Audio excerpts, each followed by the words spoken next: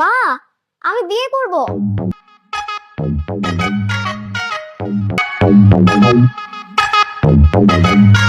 আমি তাকাই আছো কেন?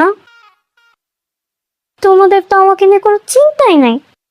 শোনো না মা, এই শীতে তোমরা আমাকে একটু বিয়ে করে দাও না প্লিজ, একটু বিয়ে করে দাও। আমার হাতে কিরা দেখছিস? এটা দিয়ে না তোর মুখের মধ্যে একদম সেকা দিয়ে দিব। তুই কি পাগল হয়ে গেছিস? কি বলছিস এসব? তুই কি লজ্জা শরম মাথা খাচ্ছিস? ছেঁকা দিবা মানে? মা, দিন দিন তো আমার বয়স হইতেছে তাই না?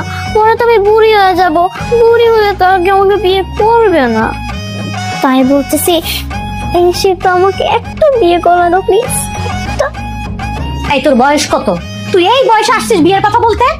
যা চালিতে যা। তো আচ্ছা মা, তোমার কত বছর বয়সে বিয়ে হয়েছিল?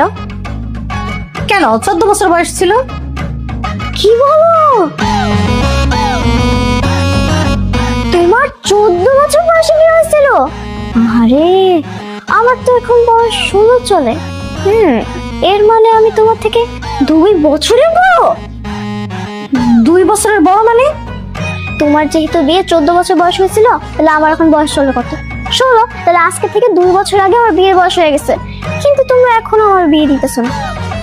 আচ্ছা মা, একটা কাজ করো না, তুমি বাবার কাছে যাও, গিয়ে বলো আমার জন্য সুন্দর দেখে একটা পাত্র খুঁজতে, আমি বিয়ে করব।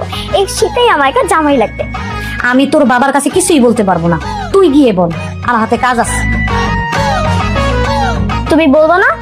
ঠিক আছে, এই শীতে যেহেতু জামাই আমার লাগবে, তাহলে বাবাকেও কথাটা আমিই বলবো।